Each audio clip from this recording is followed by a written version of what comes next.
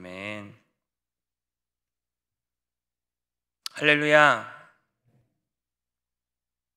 법궤 이야기 세 번째 시간입니다. 지난 줄거리를 간단히 말해본다면 이렇습니다. 이스라엘 백성들이 법궤를 앞세워서 나가서 블레셋과 전쟁에서 크게 패하고 법궤를 빼앗기고 맙니다.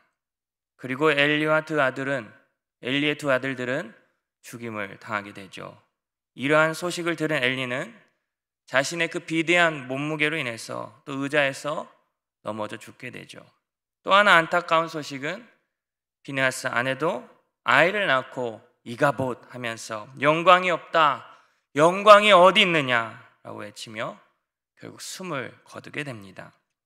오늘 5장에서는 블레셋으로 법궤가 이동되는 것을 우리가 알 수 있는데요, 이 4장을 봤으면 패하고 뺏기고 죽고 이렇게 비참함으로 맺어졌다면, 오늘 5장에서는 여호와의 그 영광이 드러나는 반전을 볼 수가 있습니다. 이 시간 말씀에 귀를 기울이시고 또 기대하시고 또 결단하시면서 기도할 수 있는 저와 여러분이 되기를 바랍니다. 먼저 본문 1절, 2절을 다시 보도록 하겠습니다. 우리 읽겠습니다. 블레셋 사람들이 하나님의 궤를 빼앗아 가지고 에베네셀에서부터 아스돗에 이르니라. 블레셋 사람들이 하나님의 궤를 가지고 다곤의 신전에 들어가서 다곤 곁에 두었더니. 아멘. 이 블레셋은 이스라엘 서쪽에 가드, 가사, 아스돗, 에글론, 아스글론의 이 5개의 도시 국가로 이렇게 형성이 되어 있습니다. 여기서 아스돗은 청동기 시대의 문서에 따르면 무역의 중심지였다고 합니다. 또 풍요로운 도시였다고도 합니다. 거기에서 이제 고고학자들이 이렇게 성체를 발견했는데요, 도시가 요새화가 되어 있고 또 성체 전체가 매우 단단한 벽으로 둘러싸여 있다는 겁니다. 그 당시 성문도 매우 넓었다고 하고요. 거기다가 블레셋의 주요 신으로 숭배 대상이었던 이 다곤 신전이 있었다는 것은요, 블레셋에 있어서 가장 중요한 도시였음을 우리가 추측해서 볼 수 있는 것이죠. 이 다곤이 블레셋 자신들의 그 삶을 풍요롭게, 쉽게 말한다면 잘 먹고 잘 살게 해준다고 믿고 있으니까 전쟁에 승리한 블레셋은 아마도 매우 기뻐하면서 그 법궤를 옮겼을 것 같습니다. 여러분, 그렇다면 다곤의 정체가 무엇일까요? 몇 가지 견해가 있습니다. 또 다곤을 또 다간이라고 부르기도 하는데요, 뜻은 물고기라는 뜻을 가지고 있고요, 또 몸이 물고기로 이렇게 보시는 바와 같이 되어 있습니다. 물고기 머리 아래로 사람 머리가 있고요, 물고기 꼬리 아래로 사람의 발이 있는 형태라는 거죠. 그래서 이 다곤은 대양이나 이 바다에서 물고기의 풍부함을 기원하기 위해서 이 사람들의 숭배 대상이 되었다는 것이죠. 또 두 번째 견해는 곡물, 곡식을 뜻하는 단어 다간에서 또 유래되었다고 합니다. 다간은 곡물의 신이라고 하는 것이죠. 이 외에 풍우와 관련이 있다고도 하는데요, 학자들은 이 두 번째 견해인 곡물의 신으로 지지를 하고 있습니다.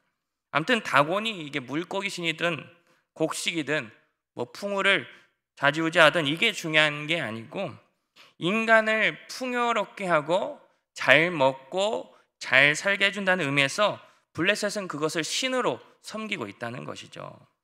이러한 다곤을 믿고 있는 블레셋은 다곤 신전 안에 있는 다곤 신상 옆에 이스라엘에게서 빼앗은 그 법궤를 옆에다 갖다 놓게 됩니다. 이전에도 말씀을 들으셔서 알겠지만 옛날에는 이 한 나라가 다른 나라와 전쟁을 할 때 두 나라의 군사들만 전쟁하는 게 아니었어요. 그들의 의식에는 각 나라가 섬기고 있는 신들이 전쟁을 한다는 거죠. 그래서 이 블레셋의 입장으로 보면 이스라엘과에서 전쟁에서 승리한 것은 누가 승리한 것일까요? 그들이 믿는 다곤이 승리했다는 것이죠. 즉 이스라엘 신인 여호와가 다곤에게 패배한 것으로 여기고 법궤를 전승 기념물로 다곤 신상 옆에 갖다 놓았다는 것이죠. 이런 예가 다니엘서 1장 2절에도 있어요. 우리 한 목소리 읽어보겠습니다. 시작.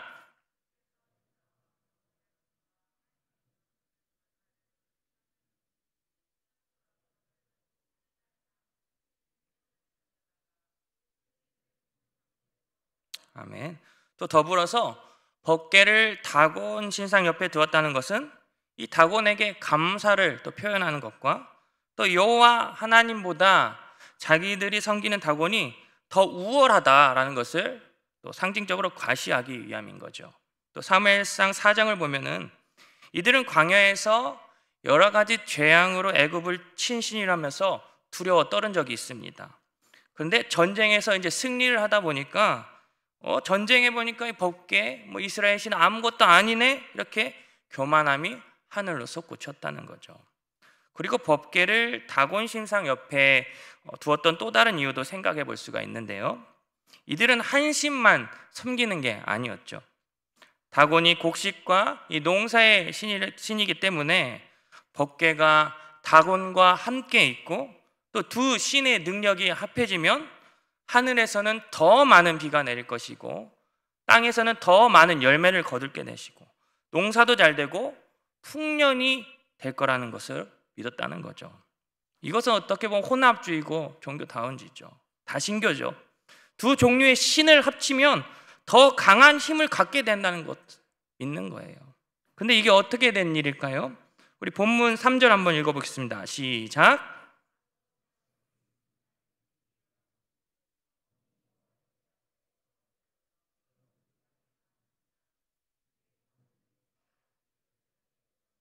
아멘. 여기서 다곤이 여호와의 궤 앞에서 엎드러져, 이 엎드러지다라는 말이 노펠이라고 읽는데 원형이 또 나팔이라고 읽어요. 뜻이 항복하다라는 의미가 있습니다. 즉 왕 앞에 절하고 신 앞에 엎드려 경배하는 것을 말하죠. 또한 다곤 신상의 얼굴이 땅에 닿았다고 말씀하고 있어요. 이 편을 조금 더 진하게 해석해 본다면 다곤 머리가 그냥 이렇게 떼구르러 떨어진 게 아니라 땅에 처박혔다라고 표현할 수 있는 거죠.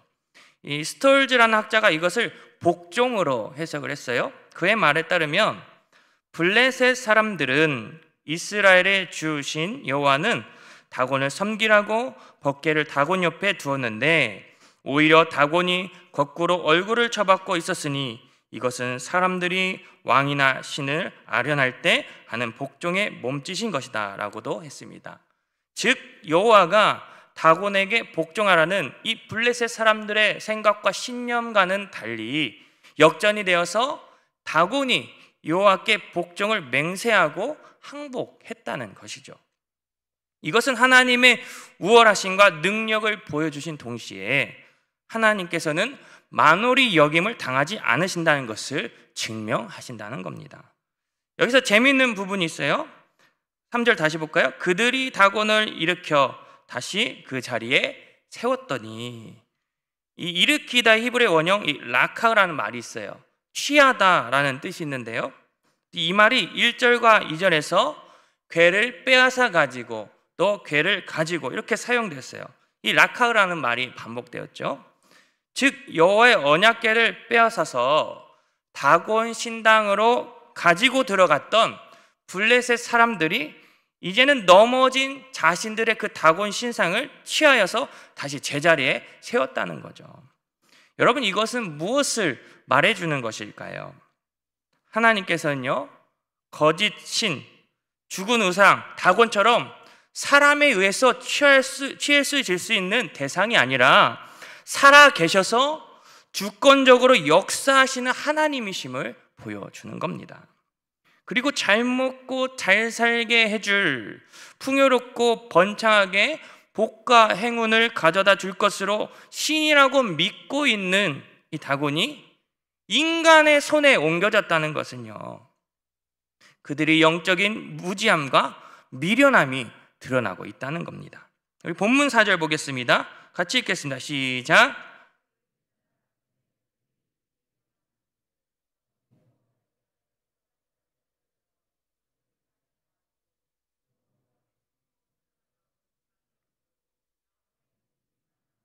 아멘.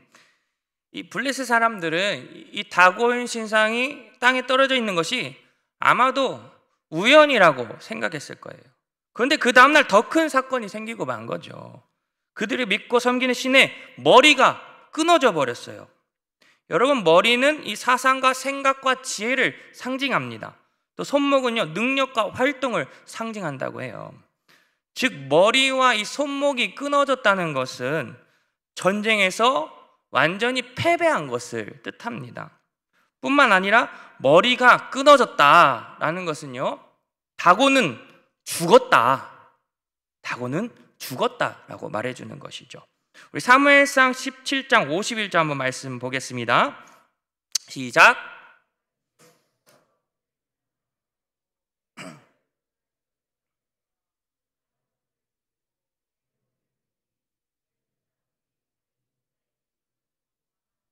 아멘.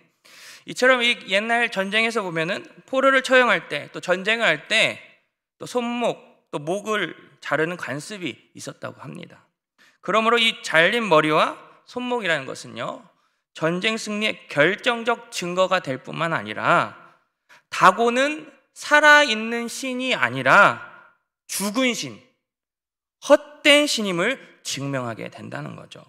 이어서 문지방에 있고라는 말을 볼게요. 구대 중근동 지방 사람들의 이 미신적인 풍속을 말하고 있는 거예요. 그러니까 문지방 밑에 그 집안 사람들을 보호해주는 신들이 살고 있다는 거죠. 우리나라 말로 하면 귀신들이 살고 있다는 거예요. 따라서 다곤의 그 목과 그 손을 부러뜨린 채 문지방에 걸쳐 놓은 것은요, 그들을 믿고 있는 신들이 하나님의 공격으로 인해서 아무런 힘을 쓸 수 없다는 얘기가 됩니다. 그들이 신이라고 믿고 있는 이 다곤은 전능하신 하나님의 그 우월성 앞에서 형편없이 파괴된 무능한 우상에 불과하다라는 것을 보여주고 있는 겁니다. 동시에 다곤 신을 경배하려고 이 신전을 드나드는 사람들이 또 문지방에 넘어진 이 다곤 신상의 무능력함을, 아무것도 아님을 깨닫게 하기 위함인 거죠.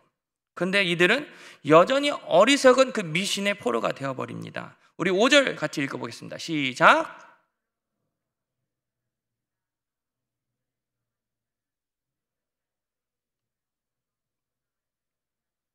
아멘. 그들은 다곤의 문지방을 밟지 않았어요. 왜냐하면 그들이 섬기는 다곤 신의 머리와 손이 놓여져 있었기 때문에 그것이 거룩한 곳이라는 거죠. 감히 밟고 지나갈 수 없다고 여긴 겁니다. 신성하게 여겼어요. 그것도 오랜 세월 동안 이 미신적인 행위를 했다는 거죠. 이 말씀을 보면 인간이 얼마나 무지한지, 얼마나 나약한지를 보여주게 되는 겁니다. 여러분, 오늘 말씀 보면서 우리가 무엇을 깨달을 수 있을까요? 블레셋은 언약궤를 다곤 신전에 두면서 다곤의 힘과 또 언약궤의 주인이신 여호와 하나님의 힘을 더하는 것으로 생각했다고 말씀을 드렸습니다. 즉 하나님을 여러 신들 중에 하나로 받지 유일하신 하나님으로 믿지 않았다는 거죠. 다시 말해서 우리도 또한 삶에서 하나님을 하나님만으로 섬기고 하나님만을 의지하고 있냐는 것이죠.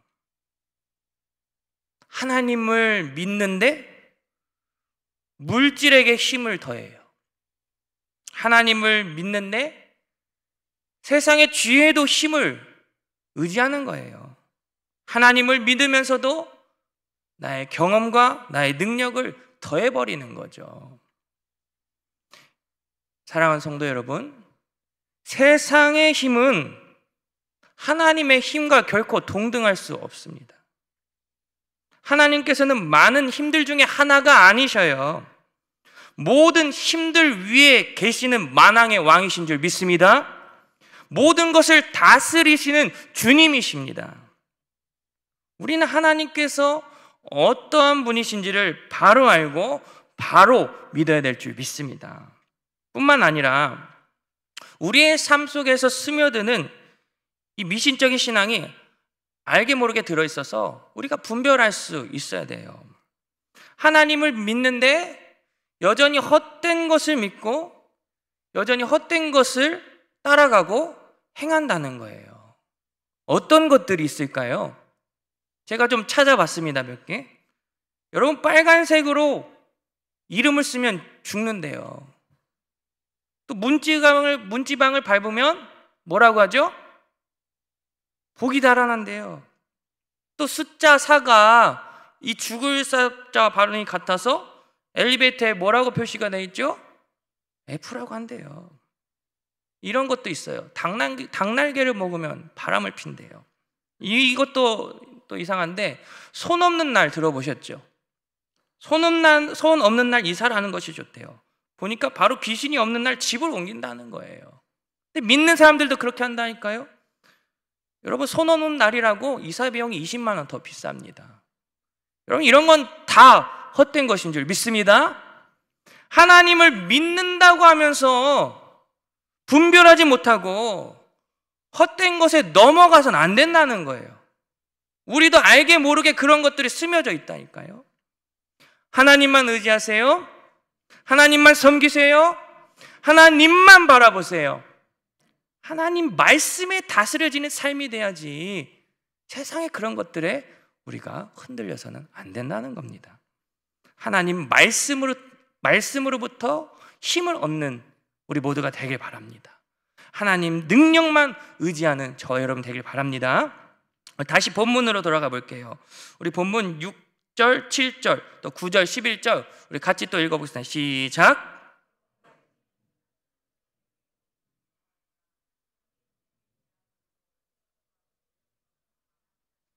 아스돗 사람들이 이를 보고 이르되 이스라엘 신의 괴를 우리와 함께 있지 못하게 할지라 그의 손이 우리와 우리 신 다곤을 친다 하고 그것을 옮겨간 후에 여호와의 손이 심히 큰 환난을 그 성읍에 넣어사 성읍 사람들의 작은 자와 큰 자를 다 쳐서 독한 종기가 나게 하신지라.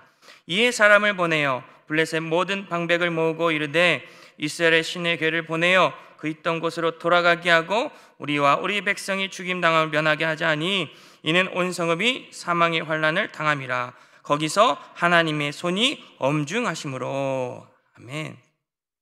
여러분, 방금 말씀을 읽었듯이 뭔가가 비교가 되어져야 돼요. 무엇과 비교가 될까요? 다곤이죠. 근데 무엇이 없는 다곤?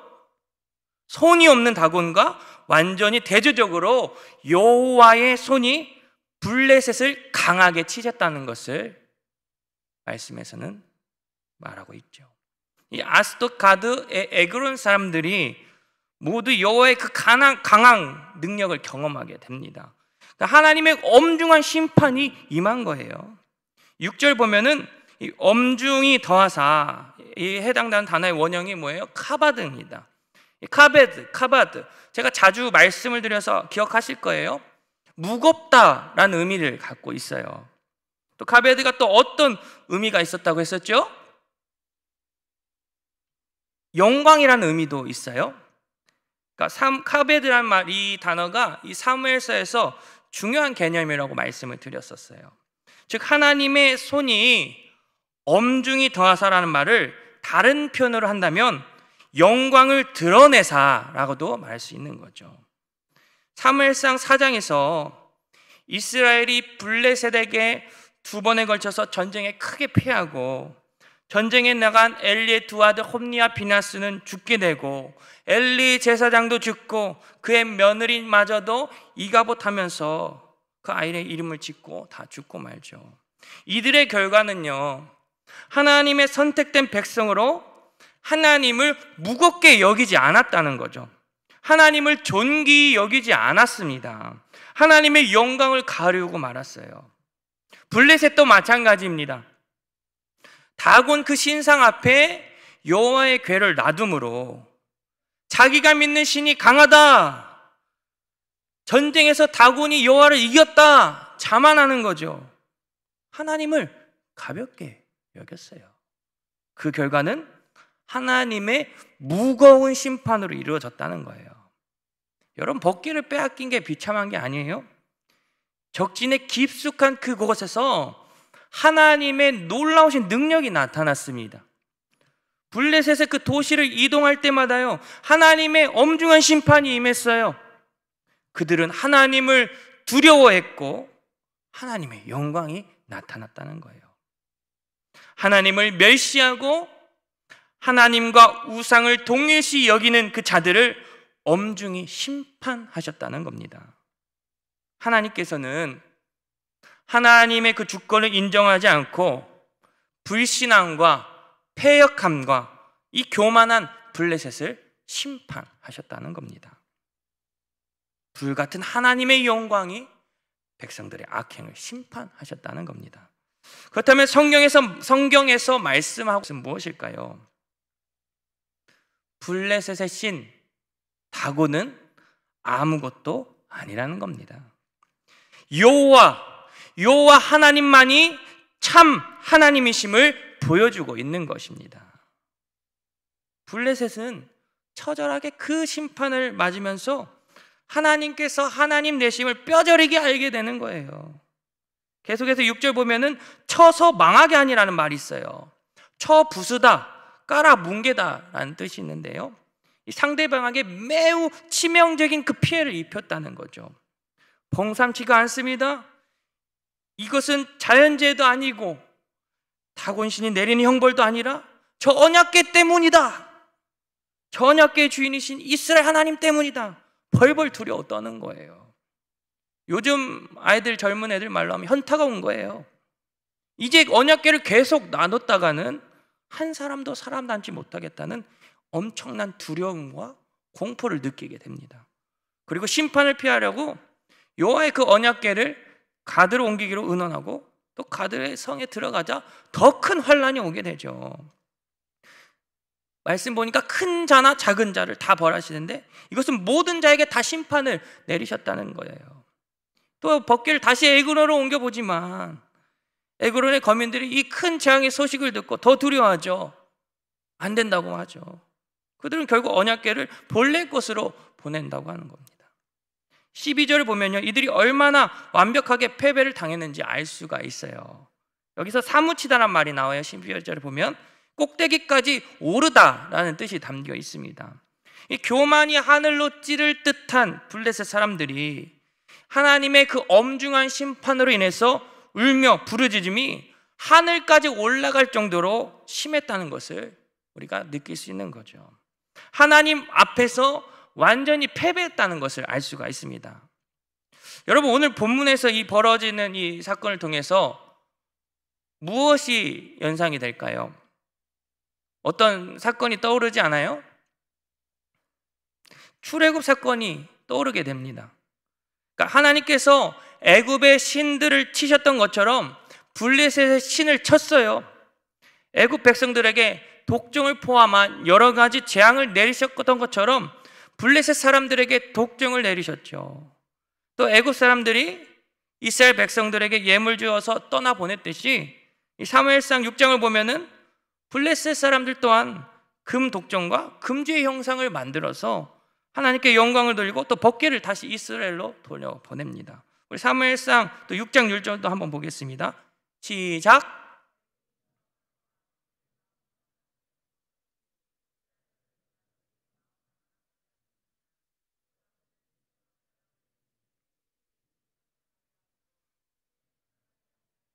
아멘.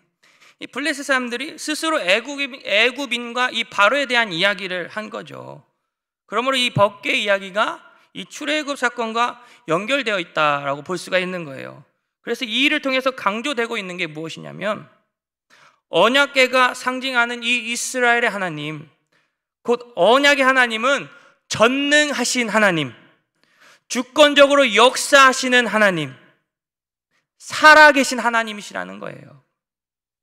법궤 이야기는 바로 전능하신 하나님을 거스르는 자는, 다시 말해서 하나님을 가볍게 여기는 자는 애굽인이든 블레셋인이든 심지어 하나님께서 택하신 백성 이스라엘 사람들이라 할지라도 하나님께서는 결코 가볍게 넘어가시지 않는다는 겁니다.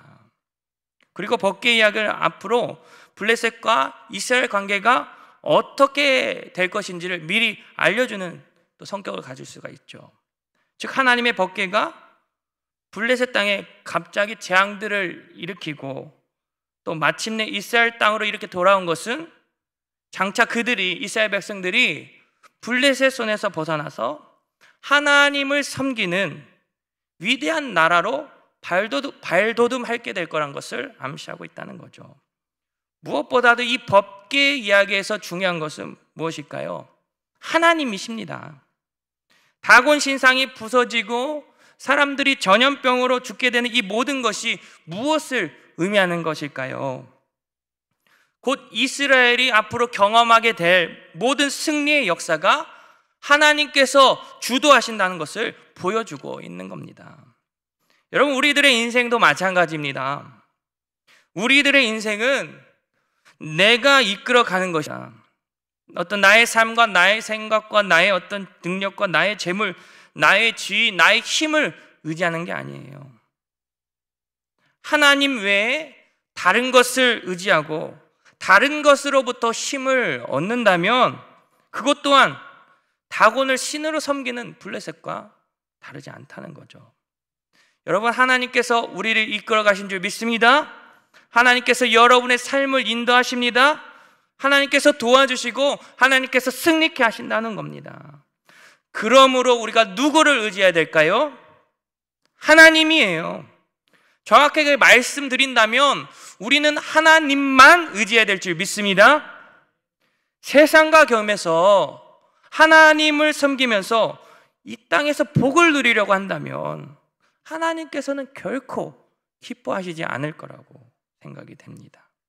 하나님을 믿는다고 하면서 하나님을 진짜로 믿지 않고 하나님을 제대로 믿지 않고 하나님을 진심으로 전심으로 섬기지 않는다면 하나님의 영광은 떠나가고 말 겁니다. 우리 믿겠습니다. 여러분, 이스라엘은 전투에서 패배를 했고 블레셋에게 법궤를 빼앗겨 버린 그런 암담한 현실이었지만 여전히 하나님은 살아계셔서 역사하시고 영광의 빛을 드러내신 줄 믿습니다. 여호와의 강한 손이 원수들을 심판하셨고 하나님께서 하나님 되심을 보여주셨습니다. 여기서 질문을 하나 드려볼게요. 법궤를 빼앗기고 난 후에 이 혼란스러운 이 상황 속에서 이스라엘 백성들은 어떤 일을 했을까요? 질문을 다르게 해본다면 법궤를 빼앗긴 상황에서 하나님께서는 이스라엘 백성들에게 무엇을 원하셨을까요? 전열을 가다듬고 다곤 신전에 있는 법궤를 찾아오라 이렇게 하셨을까요? 그걸 원하셨을까요? 그렇지 않습니다. 하나님께서 원하시는 건요, 거룩입니다. 이방신을 섬기고 우상 숭배로 얼룩진 예배와 제사는 다 흐트러지고 무너졌던 경외함이 사라져버린 그 이스라엘 백성들에게 세상과 구별된 거룩한 하나님의 백성으로 살아가기를 원하셨으리라 저는 믿습니다. 오늘 말씀 묵상하면서 깨달은 게 하나 있어요. 세상을 살아가는데요, 돈이 있어야죠. 사람들과의 관계도 좋아야 되죠. 지혜도 있어야 되고 지식도 있어야 되죠. 하지만요, 내가 살아가기에 필요한 것들이 필요한 것이 아니라 하나님의 자녀로서 내가 살아내기 위해서 거룩함이 먼저요, 하나님의 말씀으로 사는 게 먼저요, 믿음으로 사는 게 먼저요, 하나님을 섬기면서 사랑하는 게 먼저가 되어야 한다는 것입니다. 하나님 아버지께서는 그걸 원하신다는 거죠. 사랑하는 성도 여러분, 겸손함으로 주님을 섬기며 살아가길 바랍니다. 경외함으로 하나님만을 예배하길 바랍니다.